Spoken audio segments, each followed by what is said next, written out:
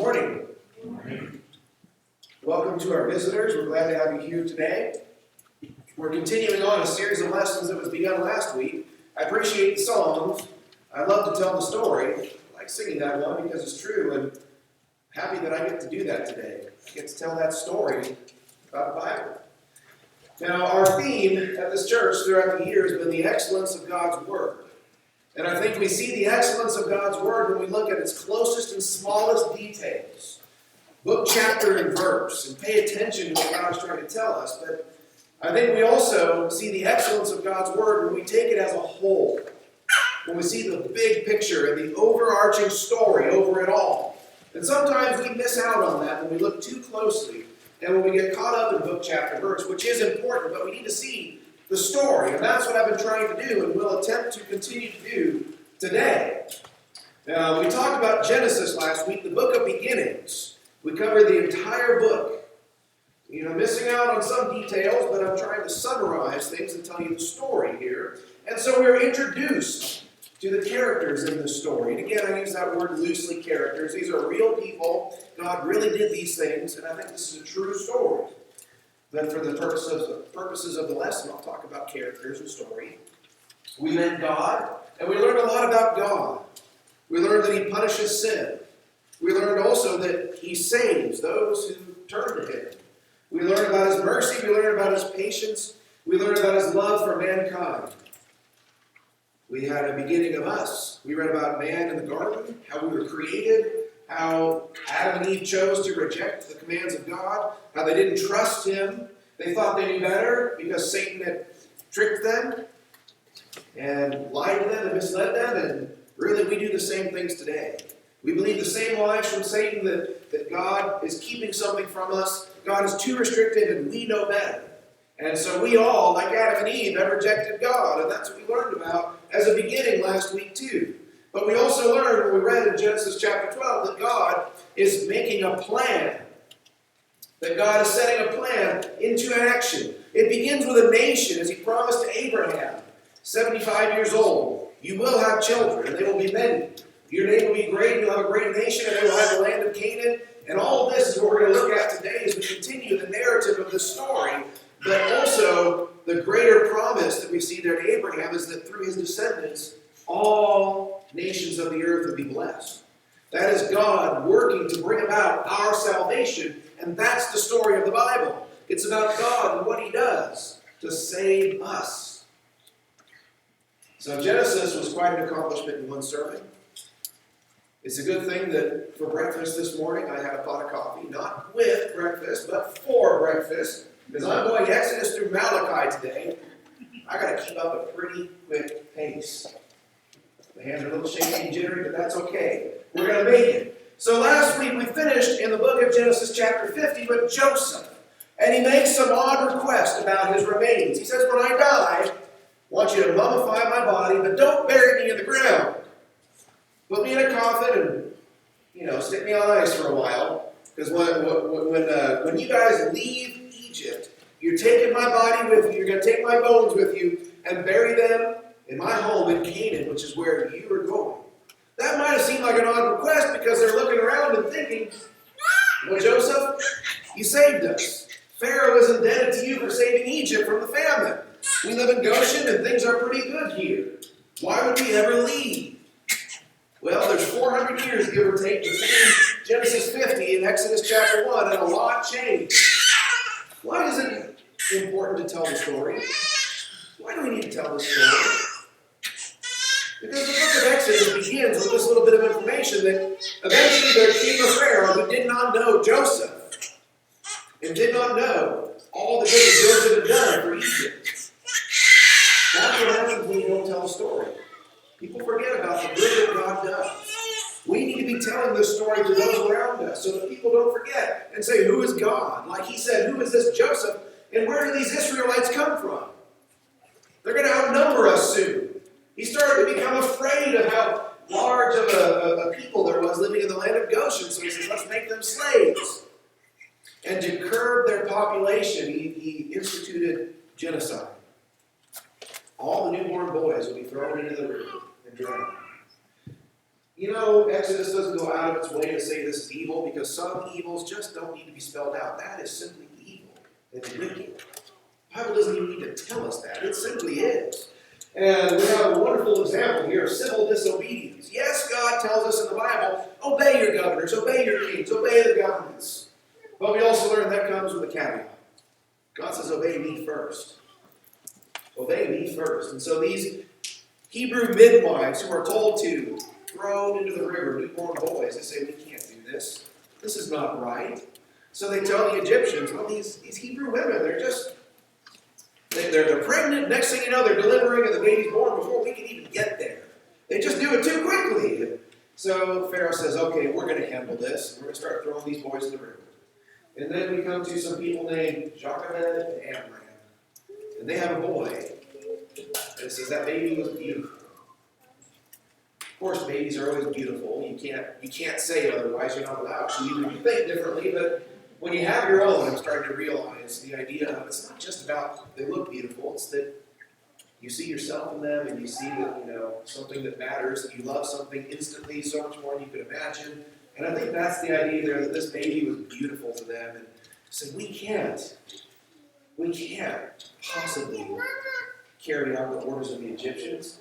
But they said, we can't really keep him because he's too noisy. We're going to get caught. And so I want you to think about this for a moment. We know the story here that Jochebed puts her baby, her newborn, little baby Moses, into the basket. And I just want you to think and reflect on this for a moment. Just what sense of desperation this woman had. What would it be to put your own child, your own baby, into a basket and let it go in the river? One boat passing by, sends a wave that tips it over. Hits a rock, hits a hole, starts to sink. It goes into reeds, and there's crocodiles. Actually, not a crocodile, as a matter of fact. Very dangerous. Like, this is an act of pure desperation here. She's out of options. What do we do? How do we keep our baby alive? And this is their best solution. Yet this is where God shows up and starts to affect the story and says, I'm going to do something here, and we call it providence. They lead Moses' older sister, Miriam, to follow him. And eventually we know this basket is discovered by none other than the daughter of the Pharaoh. This story could have gone so many different ways. It could have gone so many different ways. She could have seen this and said, Hebrew, throw it in the river. My father said we've got to throw them all in the river.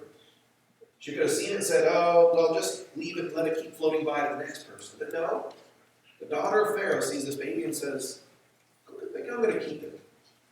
And that's when Miriam pops out and says, hey, you're going to need a nurse for that baby, right? I can find you one. And so Moses' own mother gets to be his nurse in the household of Pharaoh, under his protection, the very man who instigated this evil of genocide. And so for the next 40 years, Moses grows up in a palace and probably has some degree of authority, some position of authority in Egypt. And I got to believe that his mother, taught him some things about God, about Jehovah. And probably he got the idea in his head that he was meant for something special. He was meant for something important, because I'm going to leave the narrative of Exodus and jump to the New Testament. In Acts chapter 7, Stephen is giving his very abridged history of Israel. And Stephen says that Moses, when he saw that Egyptian slave driver cruelly treating and harming the Hebrew slave, that Moses looked around, no one was there, so he kills that Egyptian. And Stephen says that Moses supposed it was his time.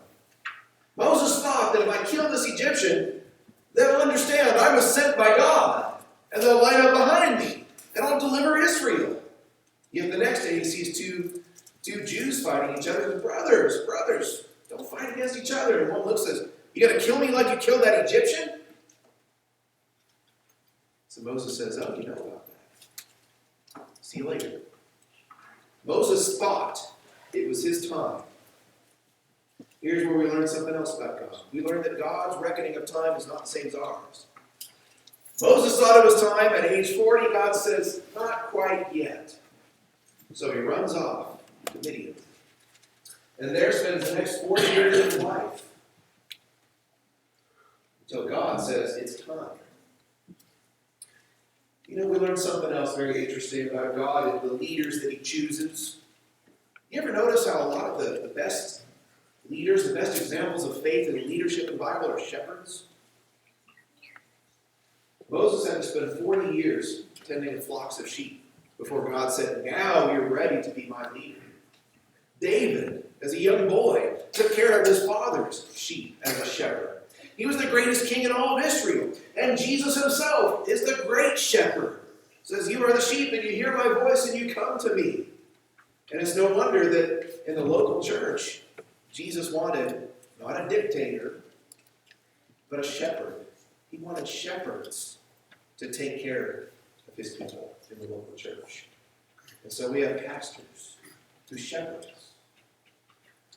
There's something about being a shepherd that makes one prepared for leadership.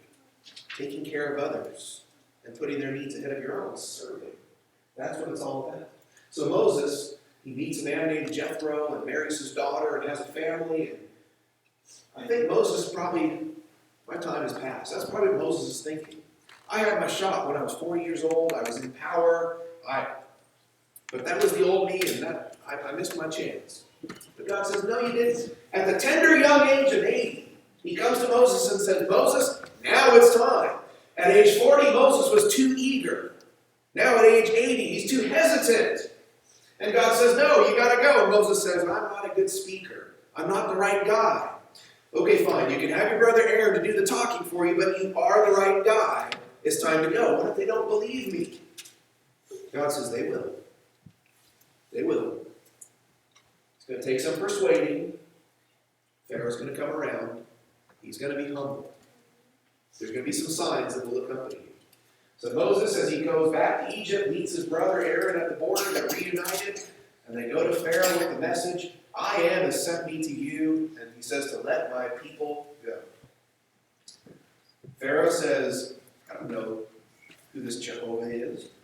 I don't know the I am. I don't know this God of yours. I'm not going to let the people go. And so we get the plagues. God sends the plagues to change Pharaoh's mind. And they seem to get progressively worse. I mean, we've got the 10 plagues. We've got the water of the Nile turned to blood, and there's frogs, and there's flies, and there's lice or gnats, and there's boils on their skin, and the animals start to die.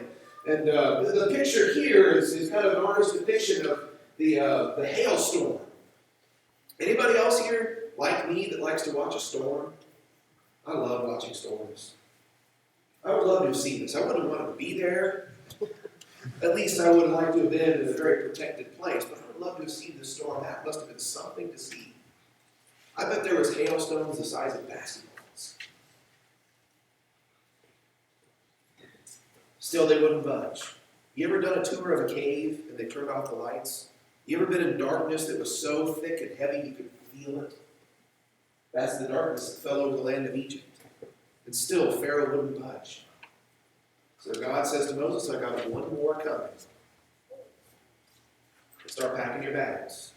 Prepare a meal, and this meal is going to be made in haste, like you're ready to go. Like you're going to be walking out the door. You're going to eat it standing up. You're going to cook the bread unleavened because leavened bread takes too long to cook. You're going to eat this lamb, and you're going to have your shoes on, your bags packed, and it's kind of a peculiar way to eat for them. For us, no, we always eat standing over the sink, ready to go. But that's just us. But for them, who reclined on the floor with their shoes off, this was a different kind of meal. And so for successive generations, the children would ask their parents, why do we eat the meal this way? And they would tell them the story of the Passover. That God was going to kill every firstborn of children, but also of every animal. Of every animal. God was going to kill every firstborn, except those that took the blood of the lamb and put it over their doorposts. And so as God was passing over the land, he would see the blood and say, I'm going to pass over this house. But for those in Egypt who did not, the death of every firstborn, including Pharaoh and his household. And this is the one that changed Pharaoh's mind. He looked at Moses and said, I want you to leave. I never want to see your face again. Go. And so they left. It didn't take long, though, before Pharaoh changes his mind in anger and comes right at their tail. And they get to the Red Sea. And this is a great allegory for life. They get there, and they look at Moses and say, you brought us out here just to die. Why did you do this? And Moses said, hold on. God didn't bring us out here just for us to die. He's gonna do something. And so Moses looks at God and says, okay, you're gonna do something, right? That's life, though. We get ourselves in a position where we feel trapped. What do? There is no way out. I can't see the way out. And that's okay. If you can't see the way out, whatever trouble you're facing in life, it's okay if you can't, because God can. And God will make the way of escape for you, even if you don't see it. So he parted the Red Sea. And that must have been something to see. When I study the Bible, when I read it just for fun, I read very slowly because I'm always stopping and getting lost in my thought, trying to picture what these things would look like. Walls of water, dry land in between. Was it like that Monterey Aquarium where you got the tunnel with all the sharks swimming around you? Was it clear like that? Was it wavy? How tall was the water? I would have wanted to touch it too. But who would volunteer to go first then? Israel's probably thinking, that's me. Who's going first? If it was faith that took Israel through the water, it was pure stupidity that took the Egyptians in after them.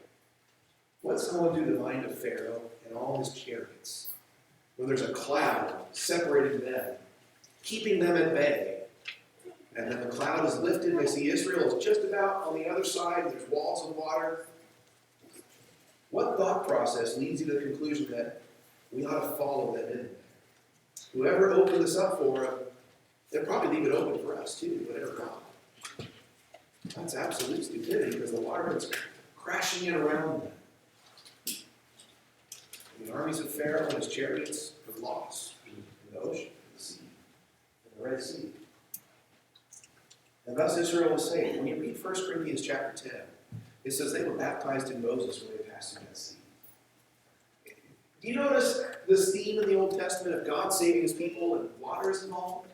You have the flood of Noah. The world was cleansed of its wickedness through the water, and Noah and his family were delivered because of the water.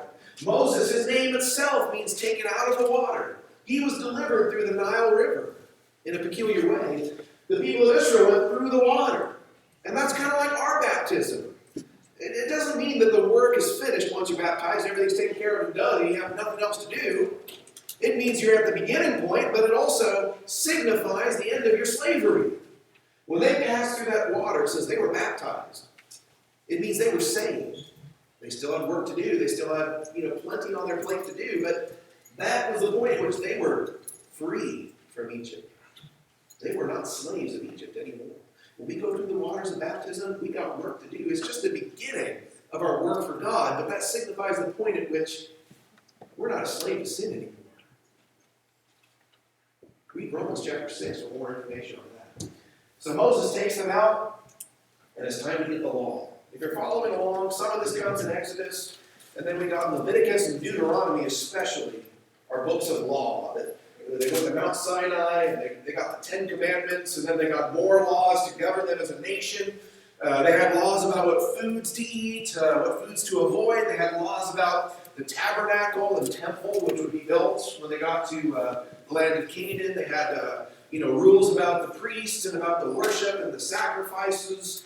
They had all kinds of regulations as a nation to govern them and as individuals. But you know what all of it is? It's God revealing himself, saying, treat me as holy. I am holy, therefore you will be holy. That's what the law represented. And when they got to the mountain, that was a terrifying sight. Loud and thundering and smoke billowing. And they all got to take a step back and say, you got this, Moses. We'll just hang out here. We don't want to go any closer. That was God trying to impress upon their minds his awesomeness. As if the parting of the Red Sea wasn't enough. God is saying, treat me as holy. That's what he said at Mount Sinai. He gave them the law. And so we have the birth of a nation promised in Genesis to Abraham now come to fruition in the book of Exodus. They're a mighty people, numerous. It says 600,000 men left Egypt, probably double that for women and triple or quadruple that for children. You've got millions. They're a great number of people. They have a law to govern them. Now they need a land. Now they need a land in which to live. That's one artist's depiction of the city of Jericho. We've got a few events that happen, though. Moses brings them up to the edge of the wilderness, right up to the edge of Canaan. They send in the 10 spies, or 12 spies, rather. And I would make a wager here. 10 of them came back and said, we can't do it. There's giants, they have fortified cities. We can't do this.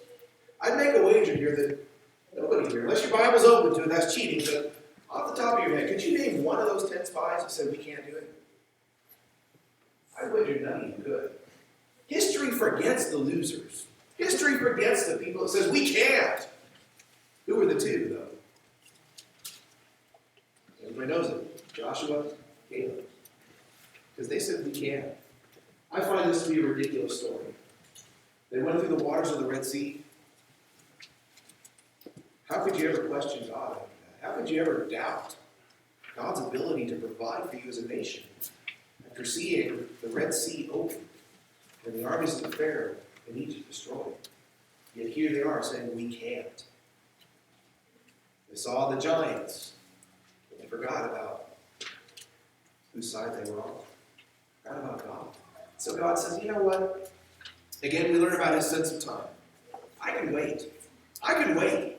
Go back in the wilderness. Moses, take them back out of the wilderness. You go through the book of Numbers and Deuteronomy and you kind of chart their course on a map, all the places to go. It really is wandering. They're here, there, and everywhere.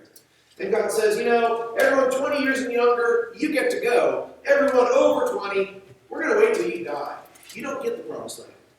How would you like to be the last person alive in that generation and everyone's just waiting for you to die so we can go to Canaan?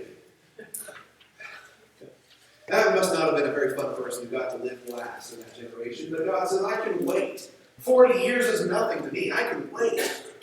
But if you're not going to have faith in me, it's not going to work. So they wander for 40 years and they come back and God takes Moses up on Mount Nebo. He's 120 years old now. 120 years old. Says he was still pretty strong. Still healthy, still in great eyesight. But God says to Moses, it's time for you to go now.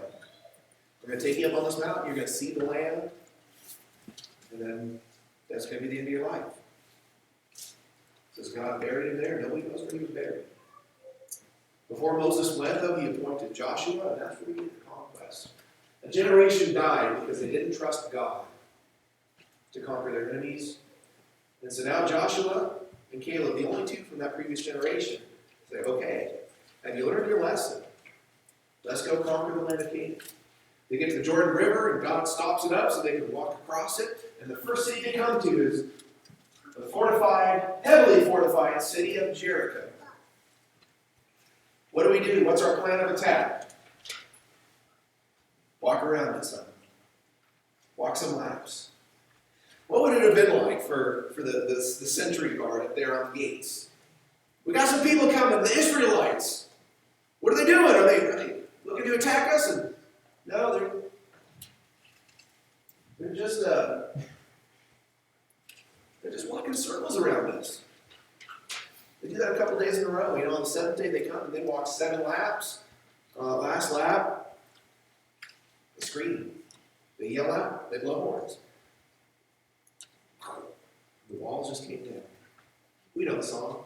Joshua marched 7 times around. The walls came tumbling down. It's just that simple when you trust God. His ways don't always make sense. Like with the Red Sea, we don't always see the way of escape, but God can make a way of escape for us. And we don't always understand. God, you're telling me to do this? That doesn't make sense. God says, my commands don't have to make sense to you. You just have to trust me that it's for your good and it will work. We look at what God tells us in the Bible and we think, I don't know.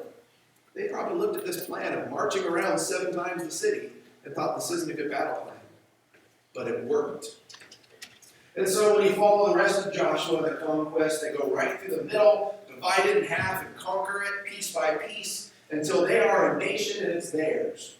There's some satellite images of what the land looked like. And so each of the 12 tribes now have their own territory, kind of like the states in America. And they became a mighty nation. And here's the southern portion of it, with Judah at the bottom, and Jerusalem, which would become their capital, right there in the middle. And they're a mighty nation now. They have their land. Yet, you see, on the outside, you've got Moab and Philistia and Ammon. All the nations around them were a problem. Their idols kept working their way in, and so they would mix with the idols, and they wouldn't be holy and devoted to God. They'd only be kind of devoted, so God would let these other nations come in and just demoralize them, destroy their crops, and come in and beat up on them until they'd cry out for help, and God would send a judge. No, not a guy in a black robe with a gavel, but what it means is they were a judge, not that they made the judgment, but that they carried out God's judgment. We remember a lot of these judges, like Deborah, the woman judge. Remember Samson, who was really super strong, but he couldn't control his emotions. We remember Gideon and his 300 soldiers. We come to the last judge, who was Samuel. And in the days of Samuel, Israel says, we want to be like other nations. Even though it was a perfect system, a perfect government, they had no king but God alone. And that was perfect. It worked. When they had problems with their neighboring enemies and cried out for help, they got help from God. They didn't need an army. They didn't need a centralized government. They didn't need a king. But they just wanted to look like everybody else. And God says to Samuel, let him have a king. You're not going to like it, but you can have a king. And so Samuel goes and finds Saul. And this guy looks the part of a king. He's tall and handsome, not bad on the battlefield. He's everything they look for in a king. And they loved him and followed him. But Saul, his problem was that when God gave him a command, he only kind of, sort of obeyed his commands. For Saul, there was always some wiggle room in how to obey God. There was always some wiggle room. He didn't really 100% do what God asked him to do. Two occasions in particular that finally, God was fed up and said, okay, Saul is done. Samuel, you anointed Saul as king. It's time to go anoint somebody else. It's time to go anoint somebody else. Go to Jesse, and one of his sons is going to be king to replace Saul. And so he gets there, and it's kind of the same thing. He's looking for the prototypical king who looks like a leader. And Jesse brings out his sons, in order of age. First guy comes out, and Samuel says, that's him. That's got to be him. He looks perfect. God says, nope. Okay, let's go next youngest, or next oldest. Nope, next oldest. And he goes through all the sons, and finally, he says to Jesse, do you have any more? I got the runt out there with the flocks. Call him in. David, come on. And when David shows up, God says, that's the guy. Samuel's like, really? This kid? God says, yeah, you better believe it. I don't look on the outside the way you people do. I look at the heart. Where Saul wouldn't keep my commands completely, where Saul was never entirely devoted to me in his heart, this guy is. This guy he's after me. He wants me. God says, he's after my heart. And that's why I like him. Doesn't matter that he's a run of the litter, doesn't matter that he's young, he's perfect. So he's anointed as king, and we know about his valiant efforts on the battlefield, fighting Goliath. Again, this is all meant to tell us that it doesn't matter where our enemy is if God is on our side. And it shows us that David, again, a shepherd, was just concerned with doing God's will. A Philistine was there insulting God and says, why haven't you stepped up to kill him? Something needs to be done. He needs to be taught a lesson. Again, as a shepherd, he took care of the sheep. Every job was important to him. It says he fought and killed bears and lions. I'd make a terrible shepherd because I'd throw sheep out of it and run away. It says that he cared about those who were under his care. He took that job seriously. That's what made him such a great king. And that's why elders are described as shepherds. Because it's the same kind of thing. Same kind of responsibility that God wants them to have. Eventually, Saul starts to figure out, this guy It's getting too popular. The people sang this song that Saul has slain his thousands, David is 10,000s. And so Saul tries to stick him with a spear. And David says, okay, I'm going to leave. Runs out the door. And David is such a strong and charismatic leader that people just flock to him. Even when he's on the run for his life, people just gather to him. He starts to get this, group of mighty men who just follow him everywhere, follow his every order because he's such a strong leader. But eventually God takes care of Saul. David understood the concept of God's reckoning time. David said, I'm not going to act presumptuously. If it's my time to be king, God will make it happen, and he did. And so David becomes king, and he becomes a great king. Not perfect. Not perfect. If you've read the Bible, you know about what he did with Bathsheba and Uriah. How wicked that was. He wasn't perfect. But he knew how to repent. He knew how to learn from mistakes. And he sought for God. He pursued God. And he was a great king. And we had that scripture read for us from 2 Samuel chapter 7. God makes a promise to him, much like he made a promise to Abraham. When I think about the story of the Messiah, it's like looking through a pair of binoculars that are out of focus. And you turn the dial, and it gets more and more clear what you're looking at as you turn the dial and focus it in. In Genesis 12, we know somebody from Abraham's descendants is going to save the whole world. It's a very blurry picture. We get to the time of David, and we know it's going to be a descendant of David. It's going to be someone of royal blood.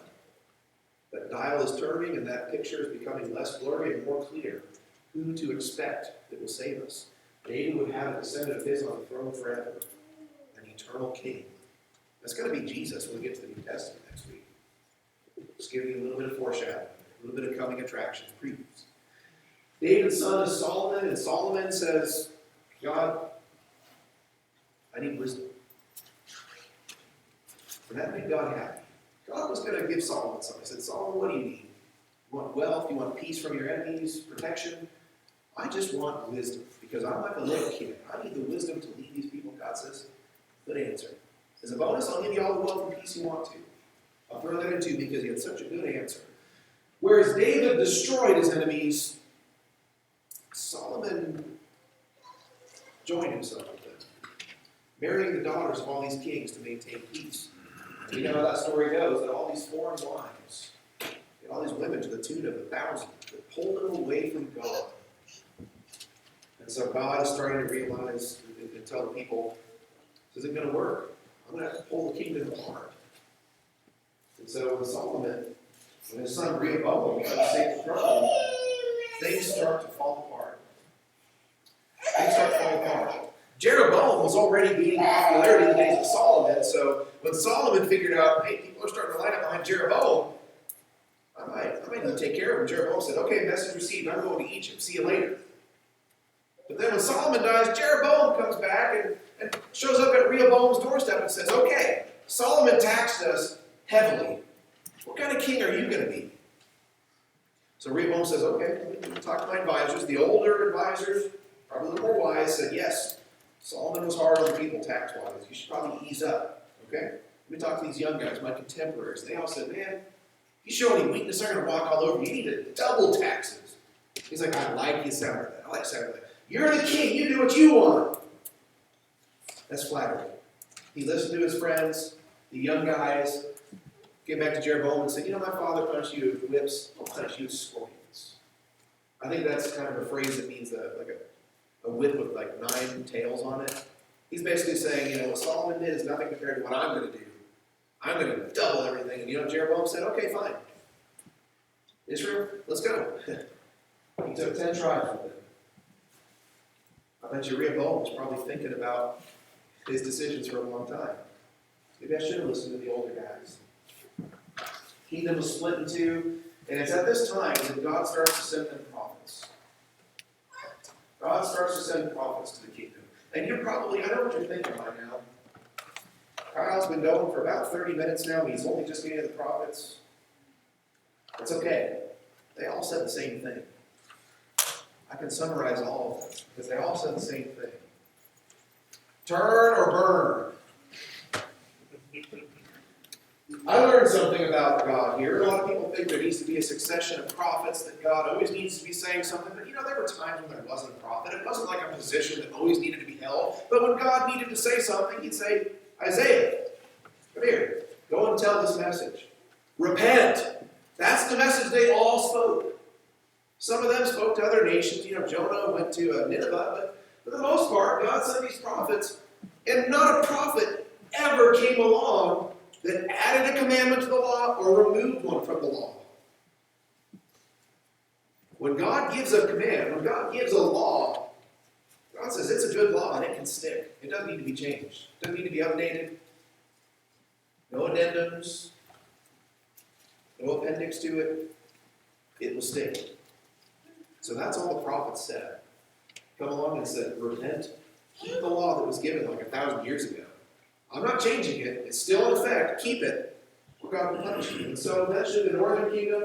And the northern kingdom, if you look at like little kids' classrooms, you got a picture of each of the kings in the timeline. Frowny face is a bad king. Smiley face is the good kings. The north, they always have frowny-faced kings. They're like Disney villains. They're so evil. It's ridiculous how they never had a good king in the north. And so around 722 BC, the Assyrians come in and destroy them. And they're gone. And the Assyrians take them and move them somewhere else and move some of their own people in there. And so the result was that you had a lot of Assyrians moving into the northern kingdom. And you had some of the people that were left there that started to marry together. And that's what became known as the Samaritans in the days of Jesus. That's why they were so despised by the Jews, because they were half-breed. They had some Jewish blood, but not a lot. And they had some Jewish culture and custom and religion, but not a lot. And so they were mixed. And that's why people in Jesus' time did not like the Samaritans. The southern kingdom, though, they kind of went back and forth between good and bad kings. More bad than good, probably. But every now and then you get a guy like Josiah or Hezekiah that comes along who's a good king. And they lasted a little more than 100 years longer, than the northern kingdom. But eventually, around 612 to 606 BC, the Babylonians come in and destroy them. Next week, I'd like to have a timeline printed out for you to look at, but you can kind of see where the prophets fit in. And so they were captives for 70 years. That's like Daniel right there. And after Daniel, you've got the story of Nehemiah and Ezra. God lets them come back and rebuild Jerusalem and the temple there, the walls. And that's what Ezra and Nehemiah did after 70 years of captivity. But it ends in a very positive way. There's only 2 books in the Old Testament that are chronologically in the right order, and that's Genesis and Malachi. It's the only 2 that got right. Malachi chapter 4. God says there's a great day coming. I'm going to do something incredible. And right before that day comes, I'm going to send you Elijah. And after God says that through Malachi, if you open in your Bible, you see, around Matthew, the page before Matthew in your Bible is what's written on it. Looks something like this. This blank page represents 400 years of silence from God. You might think, well, nothing significant happened in those 400 years. Actually, that was some of Israel's most colorful parts of their history. But when you're telling a story, you've got to edit it. Like the Lord of the Rings, it's 3 hours long. You don't need an extra hour of stuff, too. Unless you're a nerd like me who just wants to see all that. But, you got to edit a movie down and just keep the story streamlined. And so those 400 years, it was really neat parts of Israel's history and really colorful and very significant things happened, but it doesn't really pertain to the story God is telling. He says, I'm going to do something great. There's going to be a great day. Change is coming, but I'm going to send you Elijah first. And then 400 years of silence. Who was that Elijah? In Matthew 13, Jesus seemed to be pretty convinced that John the Baptist was that man. But 400 years of silence. All right, we're going to sing the invitation song. No breakfast and coffee leave me in dire need of food now, so I'm not going to go on any longer. We're finished for the morning. The story will continue on next week. We get to the New Testament. This story is meant to teach us about God. God is revealing himself to us. And in doing so, he's trying to draw us to him. He wants us to know about his thoughts towards us, his care, his provision that he is providing for us, salvation. He wants us to know about his love for us. And that's meant to draw us to him. I know we haven't finished the story yet, but I'd like to offer the invitation. Has this story drawn you to God today? If it has, we invite you to come forward this morning and stand and sing.